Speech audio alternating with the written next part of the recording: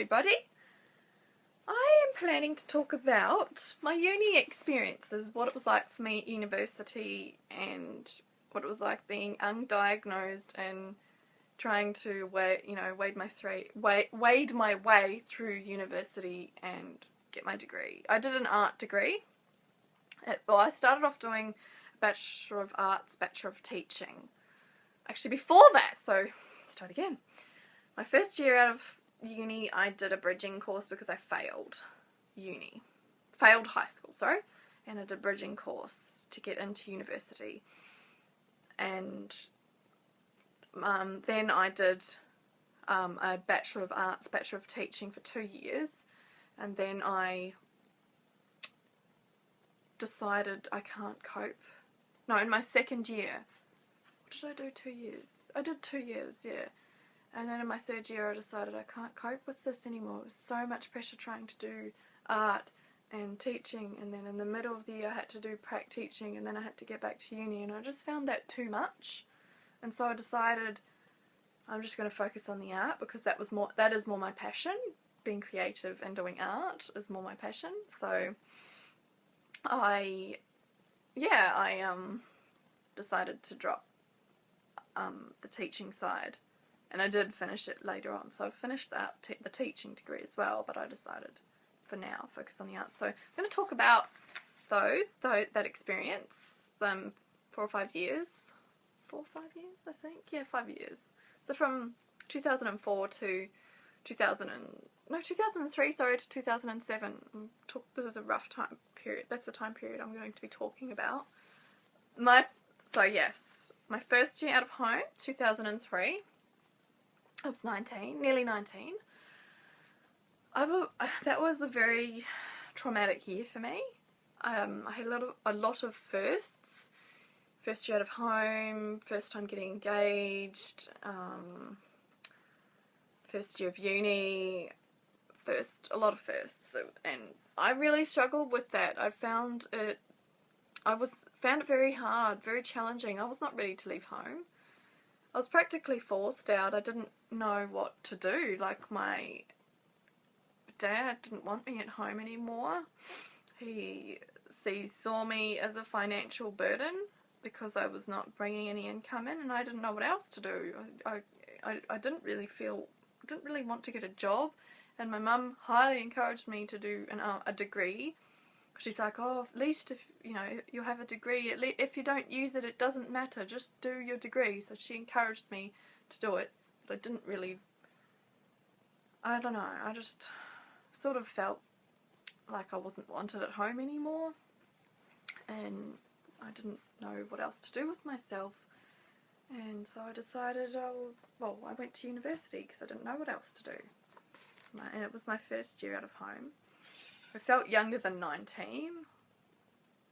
I was 19 but felt about 15 in some ways. I didn't feel like an adult. I mean, at 18 a person is considered an adult. I didn't feel like an adult at all. I felt way younger and more naive, and just found it hard. I was expected to act like an adult, but I didn't know how to act like one, or what was expected of me. I had no idea. I had no choice to leave home. I didn't really want to leave home. I really didn't. I was terrified, and I was highly anxious. I literally could not imagine what life was like beyond living at home at all. I just had no idea or no image in my head of how it worked. Like, all I knew was my family, my parents, my siblings, and I could not imagine a life beyond that, and I didn't even know how I was going to manage without my parents and without my siblings, because they were always like the support for me in some ways, even though it was not, some of it wasn't ideal. That's all I knew, and like, it literally did not exist in my head, and I didn't know how it worked, and so it was scary for me. And since I was about 15 or 16, my dad been threatening to me, saying, oh, when you're 18 you have to move out. and sort of threatening that, building it up in my mind that it was like this big terrifying thing that I would leave home and then it would be just like, goodbye, we don't want to see you. That was sort of the attitude that came across from him, and that's made it even worse, that I would just have nothing and no support, and I'd just be alone completely, and I couldn't fathom how it all worked, and I felt like I would cease to exist without my family. I don't know how to explain it. It was it was just this terrifying unknown for me, and I didn't know how I would manage, and if I would survive. I thought I would just cease to exist. It was this bizarre logic I had in my head. I don't know how, I don't understand it now. I'm past it now, but then it was like, it made sense. I moved out of home. My mum helped me. I was terrified to let her go. I was terrified to be alone, because I had just had, growing up, I had severe anxiety and separation anxiety issues with my mum, and I had severe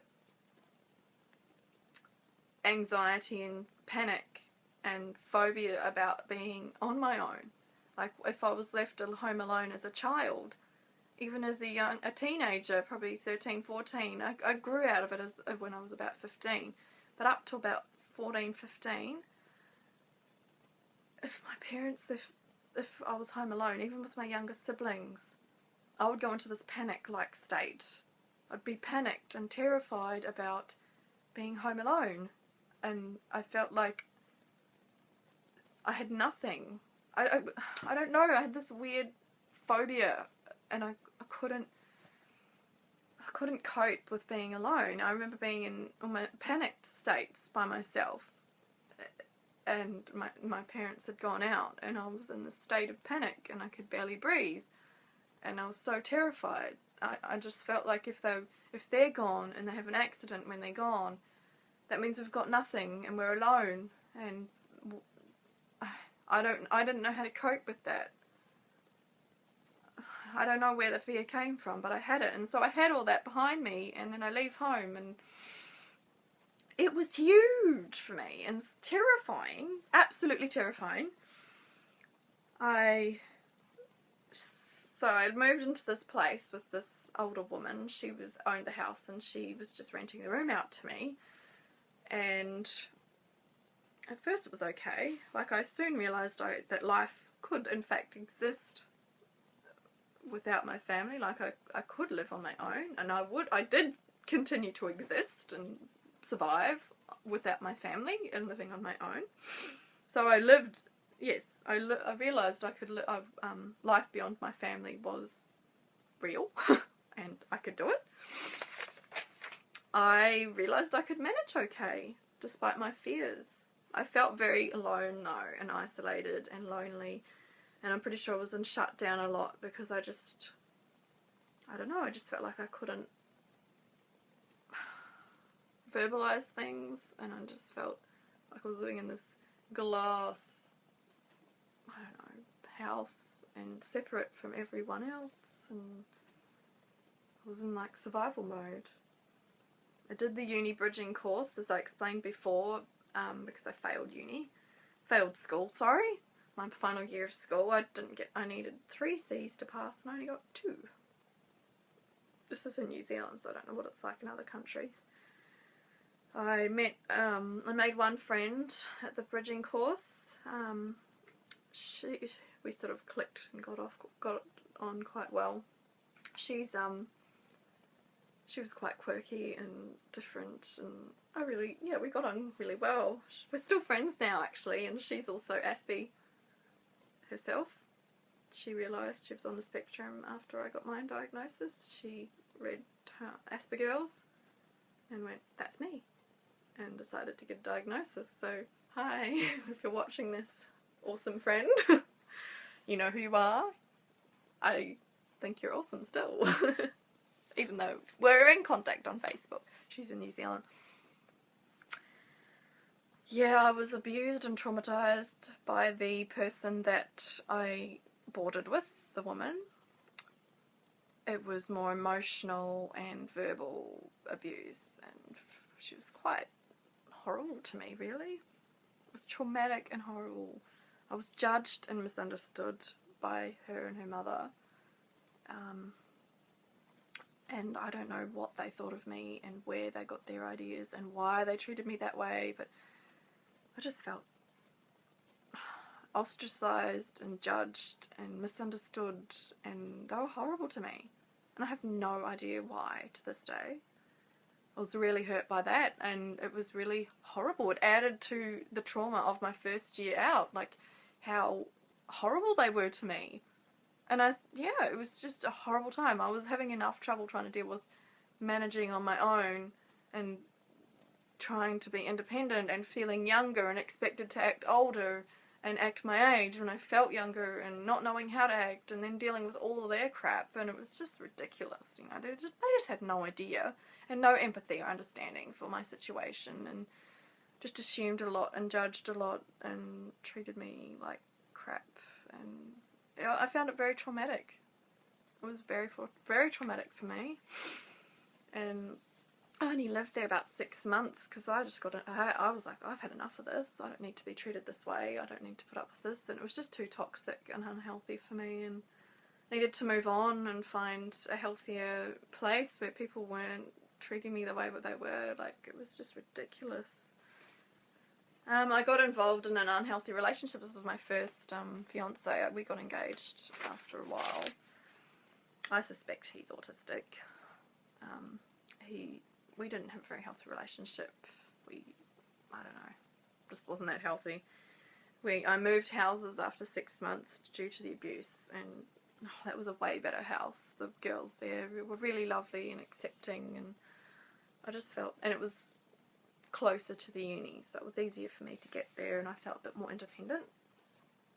I was very depressed and anxious, and I think I was trying to, went into PTSD shock or something. I went into shutdown. I was trying to deal with and process all the trauma that had happened to me from the previous place, and all the other stuff of trying to cope with the abuse, and leaving home. It was just all a lot, too much for me, so I was really in a bad place. I barely went to class in my second semester, so I've passed the bridging course and started a degree of psychology or something, and because I was interested in psychology, but I barely went to classes, and I was in such a bad place, and I just couldn't cope. And my fiance's friend committed suicide, and so it was just a horrible year. I failed, but whatever. After that, I found out my parents were moving. My dad had a job in Australia, and moving back to Australia because all my relatives and grandparents and family were in Australia, and I was like, oh, thank goodness, I just want to get away. I never felt completely at home or happy in New Zealand because all my family and my grandparents and cousins were in Australia, and my mum would always talk about Australia as her home, and it made me want to go over there, so I never really felt settled in New Zealand, even though I spent most of my growing up years there. So I had a new uni and a new start, and that really helped me to have a fresh start. So even though I moved a lot and I found it traumatic in my life, I found it good because I was like, I can start again. It's a fresh start for me, and the fresh starts really helped me to gain perspective in some ways. And I guess it was a way, in a way it was running away, but I had no choice over it. Like, my family moved, and so I had to go, of course.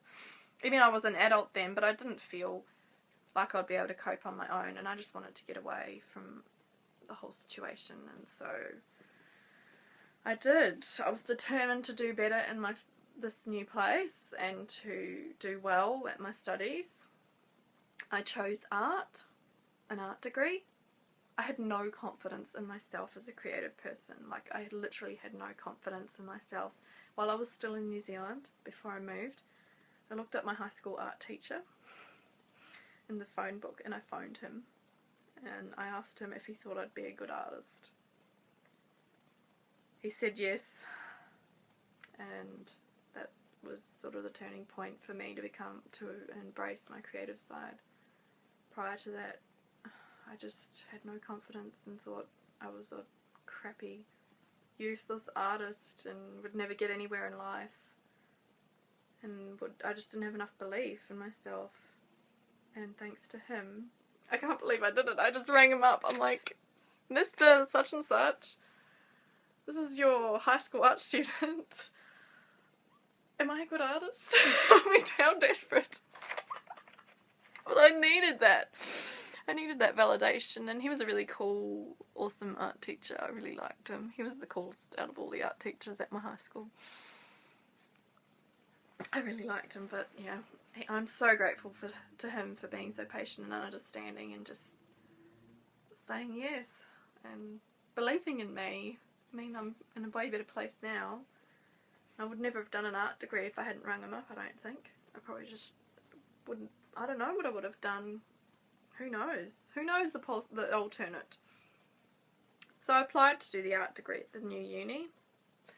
And moved over there. That was traumatic and stressful. Then moved to a new country, and then so my parents moved to a place up central Queensland, and the university was down sort of near Sydney. So it was a bit of, and so I moved with my parents, and then I had to go and move all my stuff down to the uni. So it was like a big upheaval, and it was quite traumatic. And I was terrified about going to this new uni and living in the dorms, because prior to that I was living in shared housing when I first moved out of home, and I was like, oh, I don't really want to live in the dorms, I don't want to have to share with people, I don't want people in my space. I was kind of hesitant about all that. Anyway, so I went to the uni with my mum. She helped me settle in, and I was sharing a room with this girl, this other woman. She was a bit younger than me, and she lived locally to the area and had grown up there, and I don't know, we got on okay. And we were friends, but I felt like she was just friends with me because we were roommates. And I got attached to her in some ways, and then she moved out and she just stopped talking to me, and I was like, what? And I was quite hurt by that, you know, hurt by the fact that she just stopped talking to me and didn't want to be my friend anymore, and we're not really friends now. And I don't know if she ever really wanted to be my friend, or if she was just friends with me because I was her roommate. I don't know. I'll never know that. I don't know. I really don't. Art was my balance while I was at uni. I thrived. I was in my element because I was doing art. It was just, I loved it. I was in my element throughout my art degree. Art overrode all the hard, challenging and traumatic stuff about uni. It was my therapy. I knew that after a crappy day or time, I could go to my art studio space. I mean, I didn't have an art studio space until third year, but I still could do art. And I could go to it, and I could just sit and create and dream and escape the crap. I went through, so my second year at the new uni, I went through a horrible breakup with my fiance, and he turned nasty and was scary, and was not a good breakup. It was traumatic and stressful. I felt judged by others for my actions, and I guess I did make some maybe not the ideal choices, and I felt judged for others by that.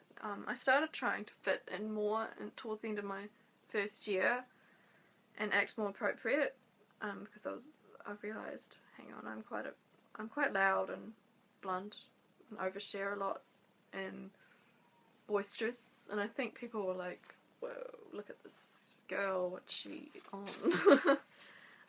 But at the beginning of that year at uni, I made a small group of friends, and they were really accepting of me, and I liked them. A couple of them were in my art classes, and we got on really well, and they were lovely people, and I'm still friends with 3 of them, and you know who you are, you guys are awesome, I love you.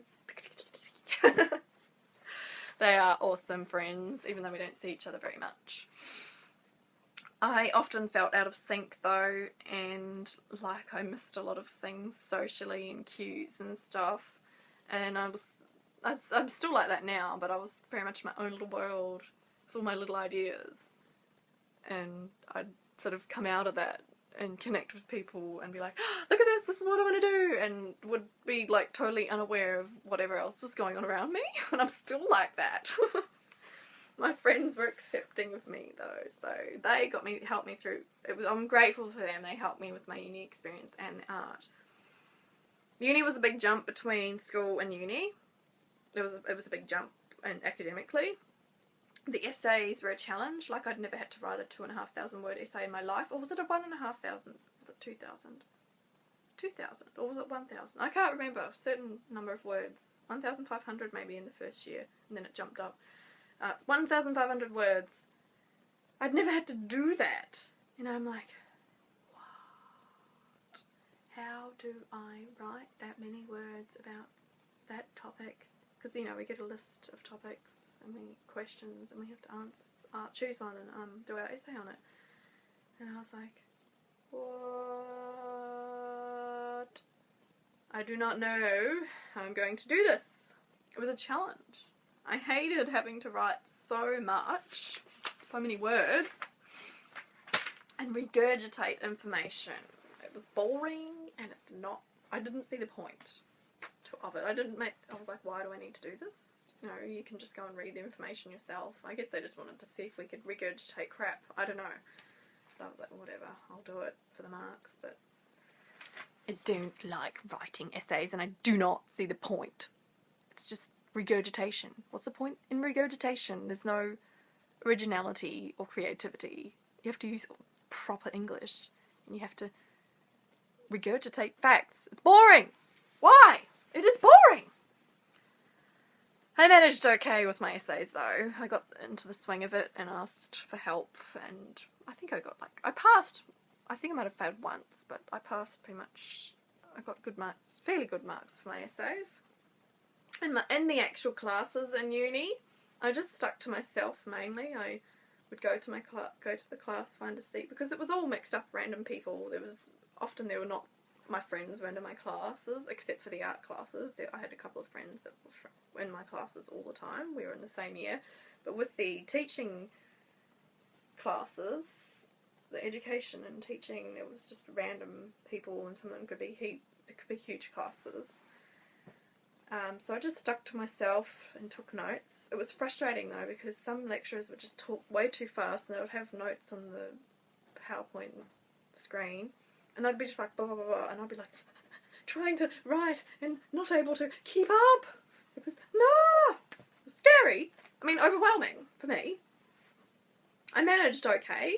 I managed to usually get enough information, and if I didn't, I'd be like, so and so, can I get the notes? And they'd be like, oh, you don't need them, it's fine. And I'd be like, I spent all this time writing the notes, and I don't need them? Ugh! Anyway, it was okay. I was quite conscientious though, and did well. I managed. I disliked exams a lot, actually.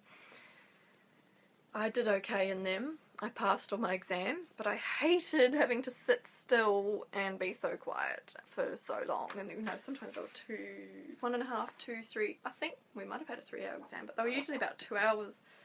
And I'm like, how am I supposed to sit still for 2 hours and be quiet for 2 hours and write stuff and regurgitate crap for 2 hours? Ah! I'm not a still person, and I'm not a quiet person unless I'm deep in thought. And then that is because I choose to be, not because it's imposed on me. So yeah, I struggled with exams. I always found them. Even in school, I hated exams. I felt, particularly with the English exam in schools, the jump back, I could never write fast enough and answer all the questions in the time we had, and so I failed English because of that. I had to repeat English because I seriously just could not write fast enough, and we had to write so much crap, and I just didn't see the point. Bleh. Even though I like writing, I don't like regurgitating. I got so wriggly in exams. This is any exams, uni. I needed to move, but I couldn't. At least we were allowed to use the toilet. We could ask to use the toilet. Otherwise, I would have just died, because I'm like, oh, I need to go to the toilet. I have an anxious bladder, and I often need to use the toilet. Not often, but fairly often.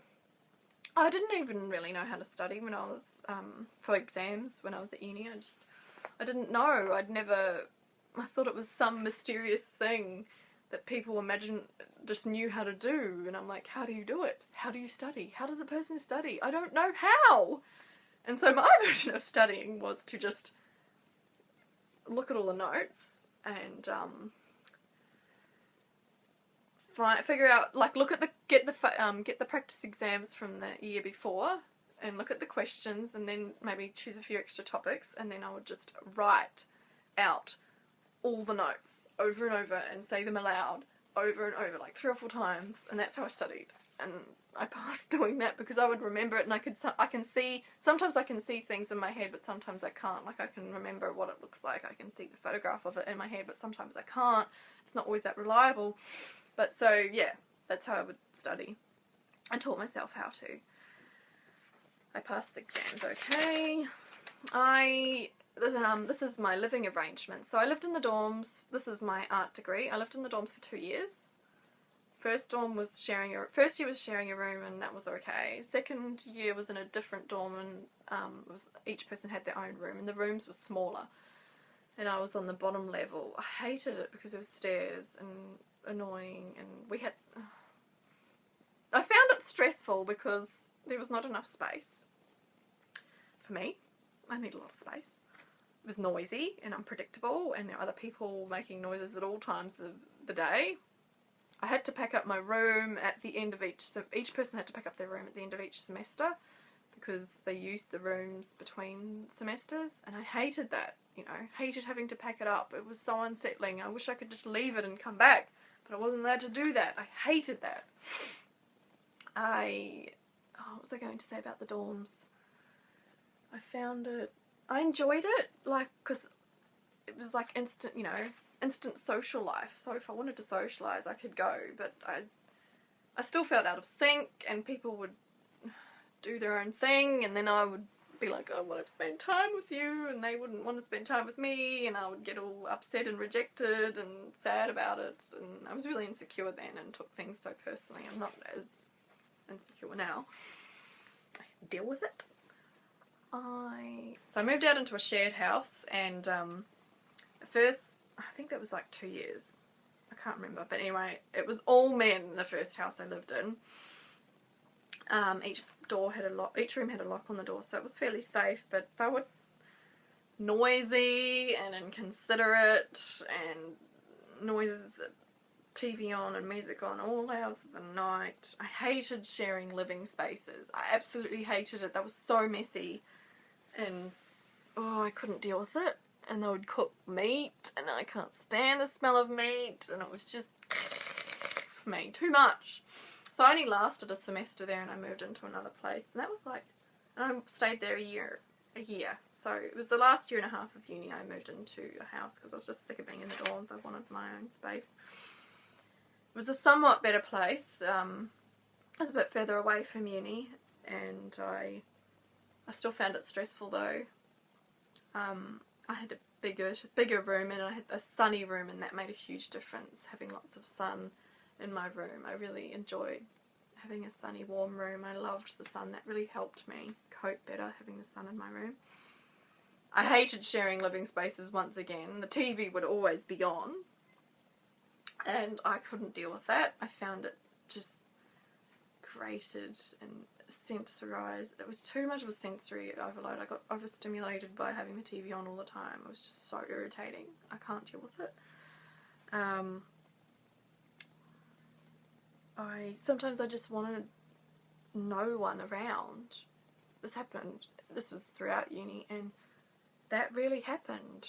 I wanted to just be in my own space and not have, in the house that I lived in, and have no one there, and not have to deal with people coming in and interrupting my zone and my space. But that really happened, and I used to get grumpy and irritable about that, and I think the others picked up on that, and that probably sent a bad message, I don't know, and in the end we started out friends, and then we sort of weren't. I don't know what happened. We had a few upsets over me not mowing the lawn enough. And they got annoyed because I didn't mow the lawn, and I got grumpy because I wasn't coping with all the work, the study load and everything, and there was just no empathy or understanding for how hard things were for me, and of course I wasn't able to explain myself very well. yeah, so it didn't end up the best, unfortunately. I hated the TV being on all the time, and sometimes it would be on, there would be noise when I'm trying to sleep, or the TV would be on when I'm trying to sleep, and I'd have earplugs in and I could still hear it. Oh, and one thing I cannot stand, and one thing that just makes me ragey, is noises and people interrupting my quiet sleep zone. If people are noisy when I'm trying to sleep, oh my gosh, that is just a huge trigger for me. I just get so angry and meltdowny, but I can't release it because there's nothing, I can't go out and just have this huge fit at them, and so I'll be in my room and be all building up, and I'd be like, and wanting to do things, but anyway. I got a bit passive aggressive, I think, about it, because I just got so angry. I was relieved to finish uni and to graduate. It was just such a relief. I was like, I was just glad to have it over with, and I was getting married. We married September 2007, so I finished my degree in June, and I got married, and then I graduated in December, and I went down to the graduation ceremony in December. I was just so glad to get out of all that, because I had had enough, wanted to move on and start my married life with actress. I disliked the grad ceremony with all its tradition and ceremony. I was like, oh my goodness, this is just ridiculous. All the gowns and the hats and the proper traditional, oh my gosh. I'm like, why can't we just do a really cool arty one where people are like, hey, what's up, bro? And they're wearing really fun hats and crazy outfits, and the diplomas are all rainbow coloured. I'm like, why can't we do that? Why does it have to be so boring, and all the boring music and boring people? I just found the whole thing really boring. I didn't see the point. So yes, a lot of things about uni, it was, for me, I was like, oh, I'll just leave that. I'll take that on, I'll leave that. But the thing about uni that I loved the most was the art. Oh my goodness, they had an amazing dark room. They had a ceramic shed, they had a sculpture shed, they had a thing where they melt metal, I don't remember, a foundry. They had that, and a drawing life studio, and computer labs, and studio spaces as well. It was just, I loved it. I was in my element in there, and I really liked my art lecturers. They were really random and arty and quirky, and we had some really fun times. I got on really well with all three of them. They were really fun people and arty, and just some of the things they did were just hilarious. I just have so many stories of them and with my arty friends and the things we got up to in art class. It was just hilarious. We just so amusing. I miss those days. I miss the uni art days, but the rest I was like, whatever. So yes, that's my experiences with uni, and art was how I got through uni, because it's something I'm passionate about and really love. I would have found it boring and stifling and mind-numbing otherwise, because there was just no creativity. It was all, you have to do this to pass, you have to regurgitate crap here, you have to sit still here, blah blah blah blah blah.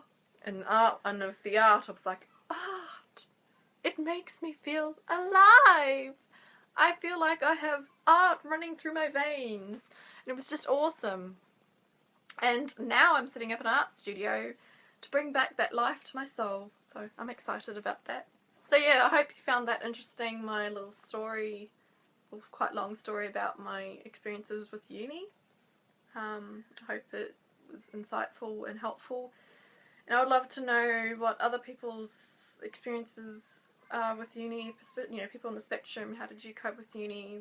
How did you survive it? Did you need help? support? And if you weren't diagnosed, how did you cope? I just want to know.